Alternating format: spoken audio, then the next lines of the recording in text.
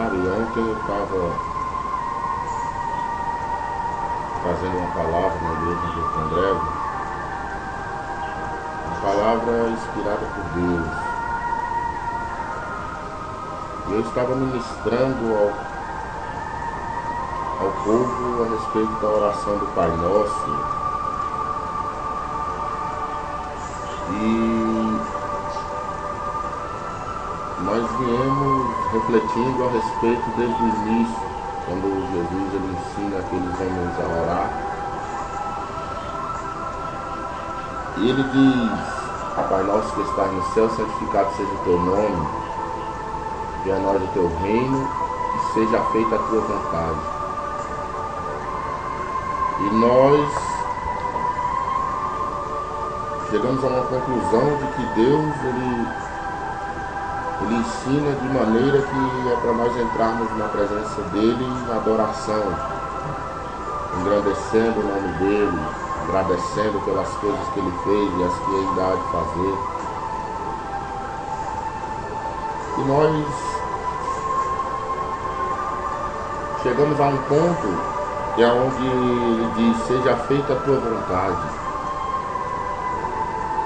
E esse ponto eu tive que passar muito rápido por ele, porque o tempo era curto. E eu queria falar hoje a respeito dessa vontade de Deus com você, que está aí me assistindo nesse vídeo. E é uma coisa que tem sido deixado de lado. As pessoas elas não têm se importado com a vontade de Deus. A vontade de Deus para 99% das pessoas ela tem sido uma coisa nem mais em segundo plano. Tem sido uma coisa que tem sido deixada realmente por último. E é uma coisa que me entristece muito, porque o apóstolo Paulo ele disse que tudo que nós fizermos, tudo que eu e você fizer, sem a direção de Deus, sem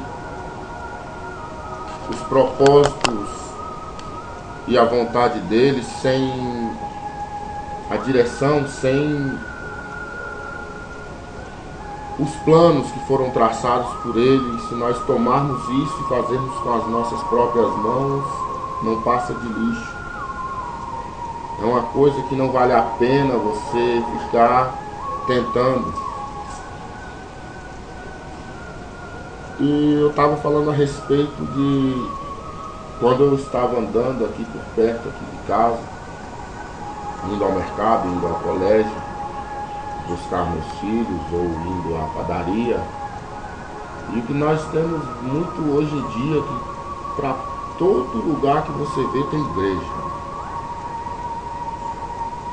E em quase todas essas igrejas, na frente delas tinha uma placa, uma faixa enfatizando a entrada de um novo ano, enfatizando isso. E nós sabemos muito bem o que é que nos espera num culto que o foco é projetar.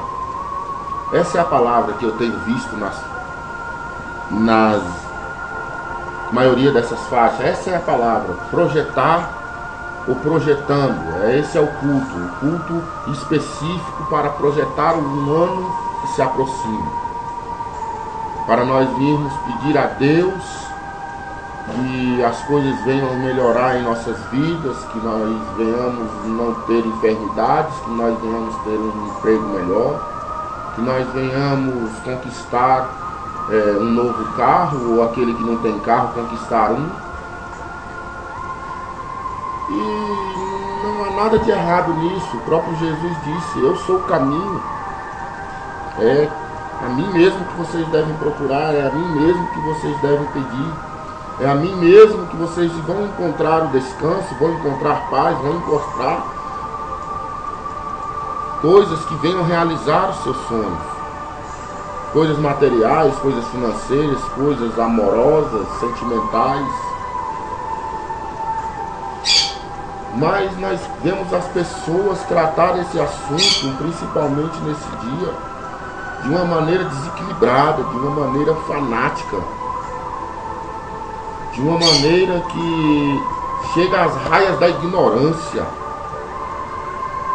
chega às raias da estupidez. Pessoas que têm a Bíblia na mão, pessoas que louvam, que cantam, que inclusive pregam a palavra de Deus, que têm cursos de teologia, que têm conhecimento das Escrituras, que conhecem de trás para frente, de frente para trás, vários versículos bíblicos decorados, e mesmo assim, elas preferem agir do seu próprio modo. O que eu estou querendo dizer com isso? Eu estou querendo dizer o seguinte, que às vezes as pessoas elas vão num culto como esse, e é um culto que eu creio que é o culto que mais enche de pessoas. Sabe, não acho que não há nenhuma data no ano, nenhum tipo de culto, ou seja, de libertação, ou de cura, ou de milagres, que venha um pregador famoso para esse culto, que encha a igreja, o templo, mais do que um culto como esse, um culto focado em projetar o futuro. Ou seja, projetar uma coisa que nós não temos certeza que iremos chegar a ele. Projetar um futuro que não pertence a mim, não pertence a você, não pertence ao seu pastor, não pertence a você, pastor, que prega dessa maneira. Um futuro que pertence apenas a Deus, que só Ele conhece o fim desde o princípio, só Ele pode dizer e afirmar com certeza o que vai acontecer amanhã, ou daqui um ano, ou daqui 15 anos. E eu vejo a grande ignorância e o festival de carnalidade no meio das igrejas nesse culto.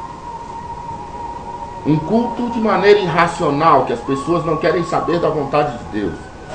Elas querem saber que elas vão projetar o seu novo ano, elas vão fazer planos para que venham conquistar coisas novas, que venham conquistar um objetivo maior, que venham conquistar um ganho maior para a sua empresa, que venham conquistar um maior lucro para aquele negócio que ela conduz.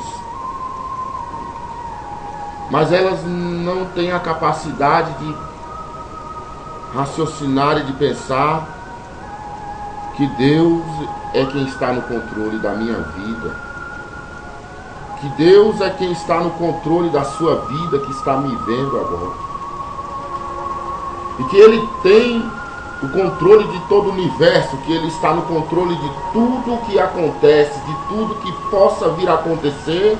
E Ele não é como nós, que nós só sabemos do presente e do passado. Ele sabe do futuro, e nós não sabemos do futuro. E as pessoas entram num frenesi dentro da igreja e começam um pula-pula, um rodopio dentro da igreja, dizendo que está recebendo, e o pastor grita lá no altar, receba! E aquele negócio cheio de emocionalismo, e aquela coisa que eles pegam versículos bíblicos, apenas aqueles que lhes dão alicerce para dizer que Deus vai fazer, aqueles que lhes dão alicerce para dizer que Deus tem que fazer, que eles já começam dizendo que Deus não é homem para que minta, e nem filho do homem para que se arrependa. Tudo que pedirdes em meu nome, meu Pai os concederá. Tudo que pedirdes será recebido, que ligardes na terra, ligado no céu. E todas as coisas que nós pedimos a Ele, crendo em nosso coração, nós receberemos. Quando nós batermos, abrir-se-vos a porta. E fica conveniente a nós pegarmos esses versículos que nos dão alicerce para colocar um Deus todo-poderoso, que tem poder para fazer todas essas maravilhas que nós desejamos, que tem poder para fazer todas essas coisas que o nosso coração deseja, e tentamos colocar ele contra a parede. Pegamos versículos bíblicos e abrimos a nossa boca sem sabedoria e dizemos, ele tem que fazer, ele vai fazer. E o máximo que elas podem admitir é que pode demorar um pouco. Pode demorar um pouco, 1 ano, 2 anos, mas quem somos nós para ditar o dia? Porque ele sabe todas as coisas, mas afinal de contas ele vai fazer. E eu costumo questionar, igual eu questionei ontem, quem te garante que ele vai fazer? Ah, mas pode ser assim, pode ser desse jeito. Quem garante a mim e a você que nós estaremos vivos amanhã? Quem pode garantir que nós estaremos vivos para assistir a Copa do Mundo aqui no Brasil? É um assunto chato de se pensar, não é verdade? É um assunto chato de parar para pensar. Mas a palavra de Deus diz que é melhor nós estarmos onde há o velório do que onde há a festa.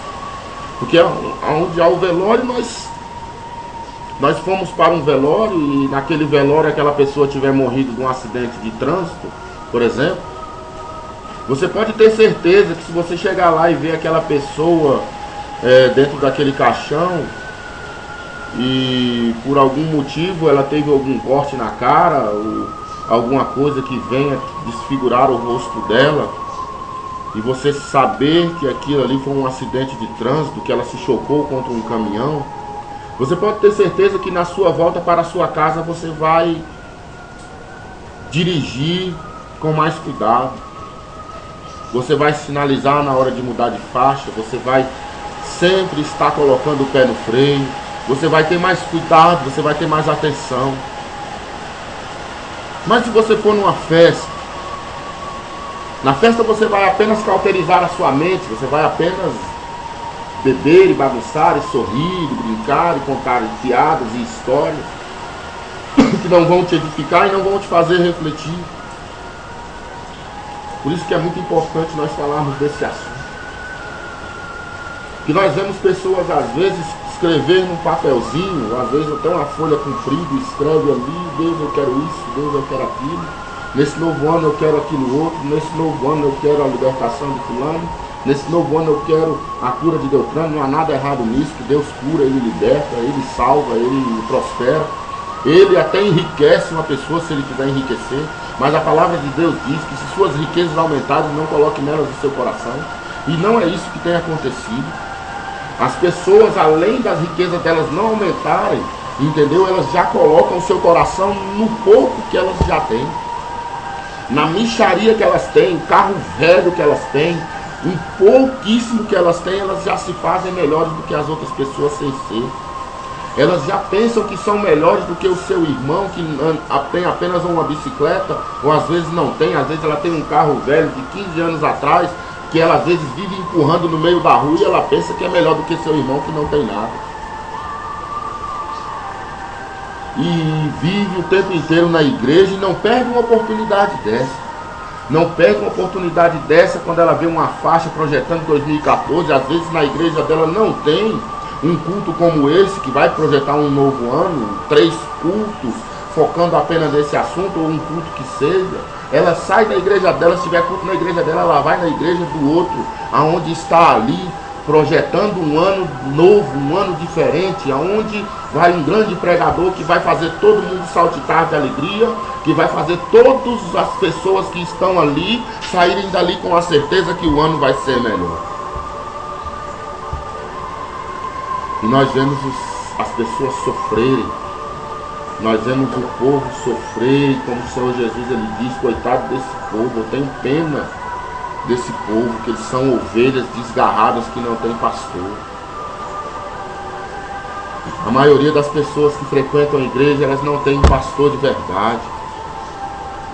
Elas não têm um homem que falem a elas a verdade, que fazem elas refletir, que façam elas, como Tiago disse, chorar a vossa miséria. Chorar a vossa miséria, reconhecer que sem Deus nós não somos nada, que nós não devemos nos colocar nas mãos dele, se prostrar aos pés dele, porque sem ele nós não somos ninguém. Porque se nós temos um dom de língua estranha, um dom de cura, um dom de revelação, isso é dado por ele. Porque de nada adianta que nós venhamos ter um dom de revelação, um dom de visão, tivermos todos os 9 dons do Espírito Santo e nós não cultivarmos os frutos. Eu já falei uma vez ou duas e vou falar de novo. Vai ter um monte de gente com dom espiritual indo para o inferno. Um monte de gente que expulsa demônio, um monte de gente que cura enfermo, um monte de gente que fala em línguas, que tem revelações, que profetiza, tudo indo para o inferno. Porque são soberbos, porque pensam que são melhores do que os outros, porque pensam que porque tem um donzinho ou um cargo eclesiástico, ela tem o poder e a autoridade nos céus e na terra para fazer aquilo que ela quer e ligar no céu o que ele está ligando na terra, independente da vontade de Deus. Ele não quer saber se Deus tem uma vontade, ele não quer saber se Deus tem um desejo na sua vida, se ele tem uma direção X na sua vida. O que importa para essas pessoas é que ela vai prosperar. O que importa para essas pessoas é que elas vão conquistar e que elas vão ter aquilo que elas estão pedindo. E eu quero colocar essa palavra entre aspas, porque quando eu digo elas vão ter, ninguém sabe se elas vão ter, ninguém sabe se elas vão conquistar, mas o que interessa a esses pregadores, o que interessa a esses homens que trazem uma palavra para motivar o povo, é apenas a lã e a gordura daqueles que estão ouvindo. E aqueles que estão ouvindo, infelizmente, desculpa te falar, você gosta de ouvir. Você que ouve esses cultos de prosperidade com alegria e a sua vida não muda nada. Você que vive correndo atrás desse tipo de culto, aonde a sua vida está uma vidinha medíocre, uma vida sem santificação, uma vida sem renúncia, uma vida dupla, onde você vai para a igreja e depois vai para um motel se prostituir. Uma vida onde você vai para a igreja e depois vai para a frente de um televisor assistir um filme pornográfico, ou vai bater papo no site de pornografia na internet. Você que às vezes tem uma vida como essa, ainda fica fazendo questão de ir num culto como esse que não vai edificar nada. Você que já foi várias vezes num culto como esse, que vai projetar um novo ano, que vai falar do futuro, sabe? E as pessoas pegam isso e abraçam isso e a vida dela não muda e ela não para pensar por que a vida dela não está mudando. Ela não para pensar por que ela foi em tantos cultos de prosperidade, por que ela recebeu tanta profecia, por que ela foi em tantos cultos que os profetas eles dizem que vai acontecer, que eles falam que vai acontecer, que eles dizem que Deus vai fazer, eles dizem que Deus tem que fazer. E nada acontece na sua vida. E você às vezes não para pensar por quê. Você não para ouvir uma palavra como essa que eu estou dizendo agora e não se quebranta, não se rende aos pés do Senhor. Por mais poderosa que seja a semente que está sendo lançada no seu coração, nenhum efeito causa na sua vida.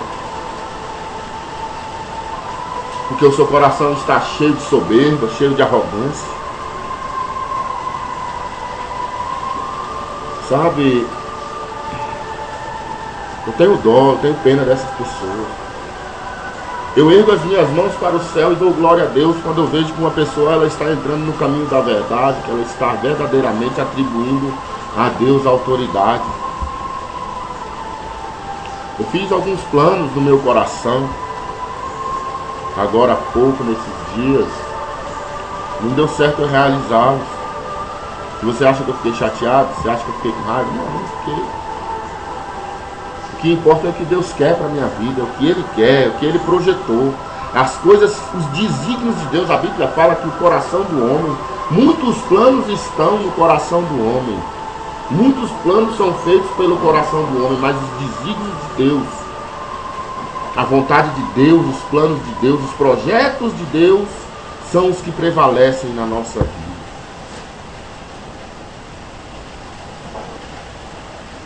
Na Bíblia conta uma história de um homem que ele estava na sua cadeira de balanço, na sua varanda, E ele ficou pensando, olhando para seus bens, as suas conquistas, e olhou para o seu celeiro. Falou, o que eu vou fazer? Eu sou um homem tão rico, tão próspero, tudo tem dado certo na minha vida. Eu estou aqui entediado, sem nada para fazer. E ele pensou e falou, opa, agora eu já sei o que eu vou fazer. Eu vou destruir aquele celeiro ali. Vou destruir, vou derrubá-lo no chão e vou construir um bem grande mesmo. E ali nesse celeiro grande, depois dele pronto, bem bonito, eu vou colocar todos os meus bens dentro dele. E vou colocar todas as minhas conquistas e todos os meus bens e vou encher aquele celeiro. Então eu direi à minha alma, regala-te e rejubila-te, porque tu tens bens para desfrutar durante toda a sua vida. E Deus, ele olha aquele homem do céu e diz, louco. Louco. O que Deus estava querendo dizer? Louco porque ele teve a capacidade de pensar, ele sentou numa cadeira de balanço, teve a capacidade de pensar, ele teve tempo, ele pensou, ele refletiu. Um homem rico, um homem abastado, sem falta de nada. E ele pensou e tomou a decisão errada, a única decisão que ele não deveria ter tomado. E Deus, ele fala, louco, não sabes tu que ainda hoje pedirei a tua alma. E o que tu tens aí guardado, para quem será? Para que tu vai servir? Sabe, as pessoas estão se perdendo. Vou falar mais sério, elas estão perdidas. Elas estão como ovelhas sem pastor, como ovelhas desgarradas do seu rebanho. Aonde vem o verdadeiro pastor falar alguma coisa, ela não quer ouvir. Aonde nós vemos homens gananciosos se aproveitando dessas pessoas, da ingenuidade, da ignorância, da falta de raciocínio, da falta de coragem e de vontade de ler isso aqui, de ler esse livro, que nele está a verdade, nele está tudo que está acontecendo nesses dias. Nós estamos passando por um tempo onde homens e mulheres cheios de ganância, cheios de soberba no coração, estão usando do poder de Deus, usando do poder que tem na palavra do Senhor, usando do poder que há nas escrituras sagradas, do poder que há nas escrituras é para salvar, o poder que há nas escrituras é para libertar, para curar.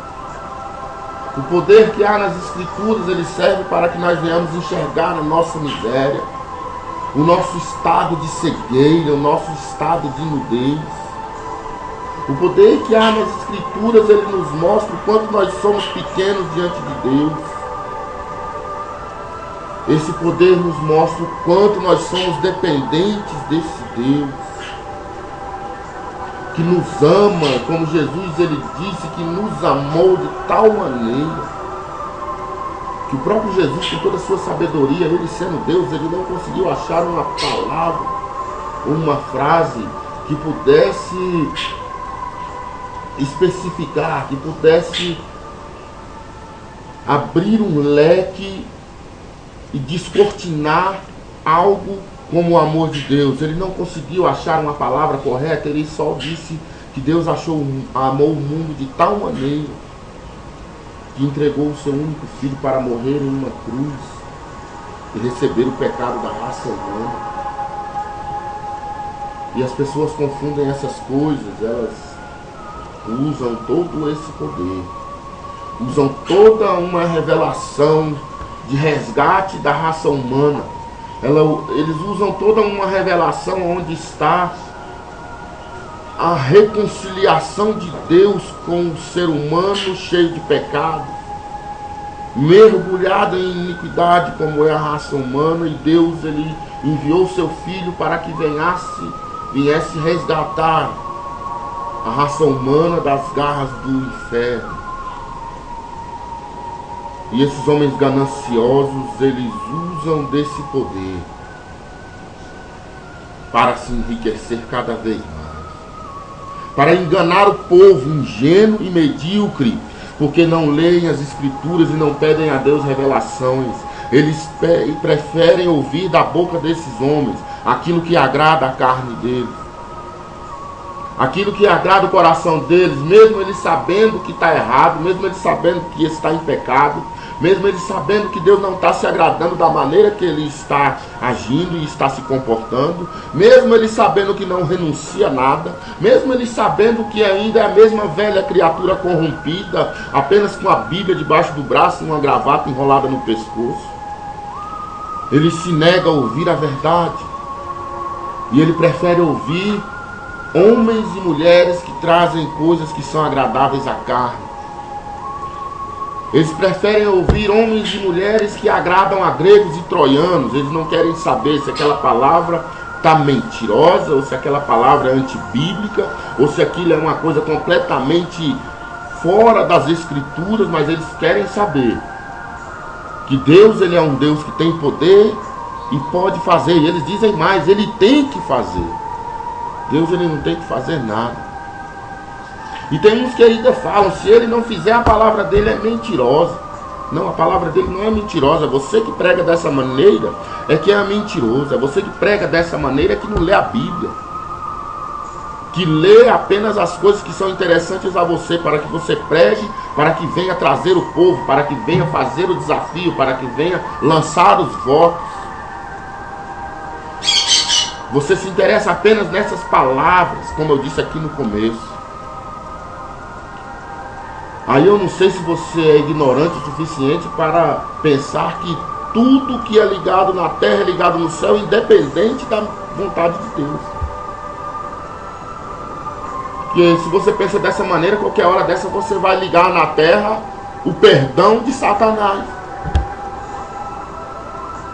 Uma coisa que não tem como você ligar, coisas que você às vezes tem o discernimento que não tem como você ligar na terra, e você está ligando na terra e dizendo que está ligado no céu, que Deus vai fazer aquele negócio todo, para iludir o povo, para que o povo venha encher mais ainda a sua conta bancária. Não é verdade? Então, nós devemos pensar nisso. Que Deus ele tem uma vontade na minha vida e na sua. E que essa vontade que ele tem, ela prevalece acima de todas as coisas. Nem eu nem você pode mudar o pensamento de Deus, a vontade dele, os conceitos dele. Nem eu, nem você e nem ninguém. Nós não podemos fazer nada para mudar isso. A única coisa que nós podemos fazer é se prostrar. A única coisa que nós podemos fazer é entregar a Ele a nossa vida de verdade.